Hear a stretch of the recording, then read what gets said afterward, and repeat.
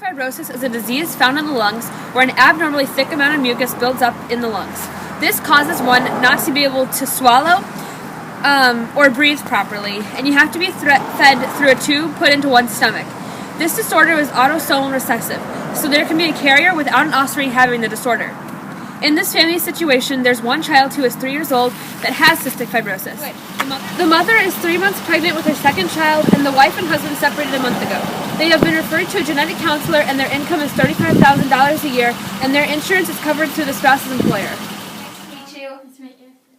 I was the one who talked to you the other day about my daughter who has cystic fibrosis, and I was curious to know more about the disease, so I was wondering if I could ask you some questions about it. Of course.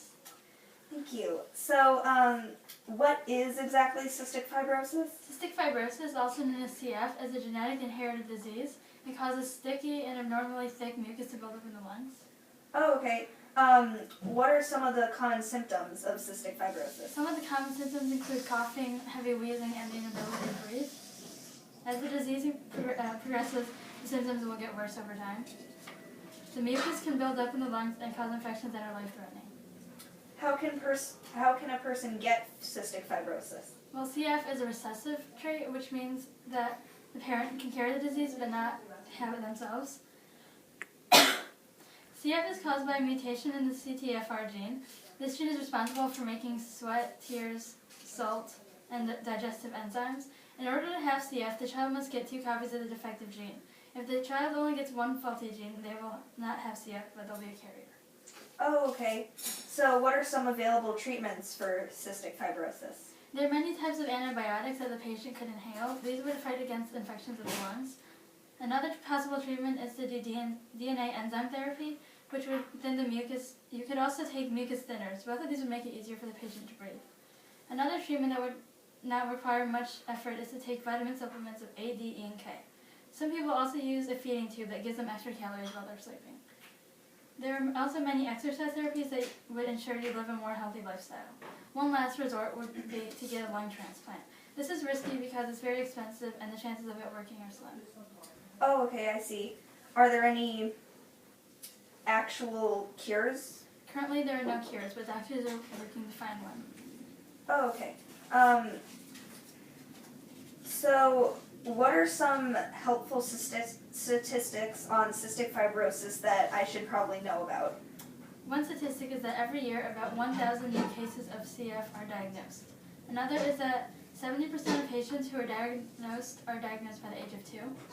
And more than 45% of the number of people who have CF are over 18 years old. Oh, okay. That's really interesting. Thank you so much for everything. I will definitely use all this information in the future. Thank you so much. Hope to see you again. Nice to meet you. Hi, I'm Caroline. I'm Stephanie. So I was wondering if there are any educational resources that could benefit my child who has cystic fibrosis. Well, to find out more about this disease, there is a resource library, an assistance foundation, a hotline you can call, a mutation analysis program, and a social security project. All of these things can be beneficial when you're not familiar on the disease you or your child has. But if you would like to learn more about it, you can research it.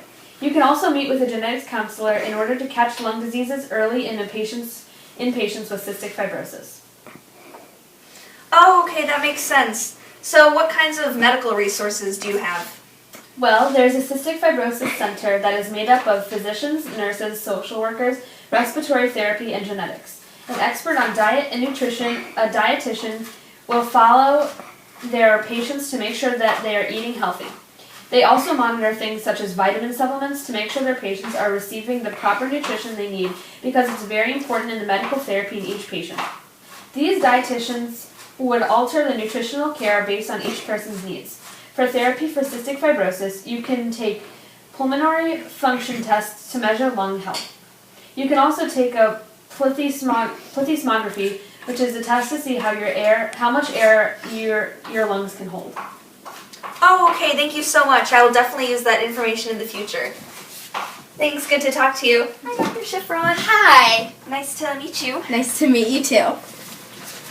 So my name is Stephanie. I was the one who talked to you about my daughter who got diagnosed with cystic fibrosis, and I am now 3 months pregnant with my second child. What's your insurance policy? My husband and I are separated, but we are covered by his insurance. Cystic fibrosis can be really tough on families. As a genetic counselor, I would strongly advise you not to get an abortion. You have an insurance policy that will cover the treatment for cystic fibrosis if your child does have the disease. It would be pretty pointless to get an abortion, as the life of a child with cystic fibrosis is pretty close to normal. They can go to school, make friends, and get married, just like any other person would. The only thing that differs is the life expectancy and the treatment. The life expectancy is currently 30, but that number is going up every year. Doctors are currently working on a cure that can permanently cure cystic fibrosis.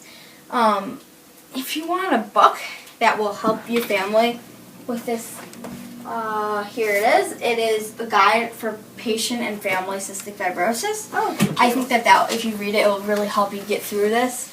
I really hope that this helped your decision. I really could strongly advise you not to get an abortion. Okay, thank you so much for Sure. your advice.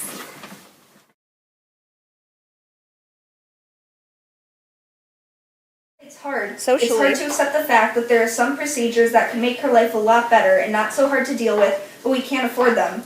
We feel so sorry for her and we are doing the best we can. We feed our liquids only through her stomach 4 times a day. We do everything we can, but we are so sad that she can't just be like the other girls on our block. Financially, it's hard to pay for all the treatments and decide which ones are worth it. For example, to get 1 lung transplanted, it's $561,200, and for 2 lung transplanted, it's $797,200. We cannot afford either of these treatments.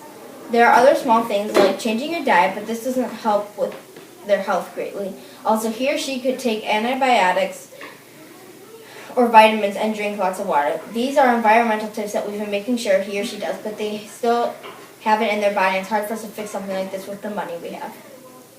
Yeah, and socially it's okay. I mean, we don't really have time to go out with friends or have time for her to have play dates. She's mostly at the doctor's, always having symptoms from her medications, like being tired often, so she can't really do anything. They look for possible cures or at least things to make her life a little bit better. But we can't usually pay for any of the procedures they want to perform on her.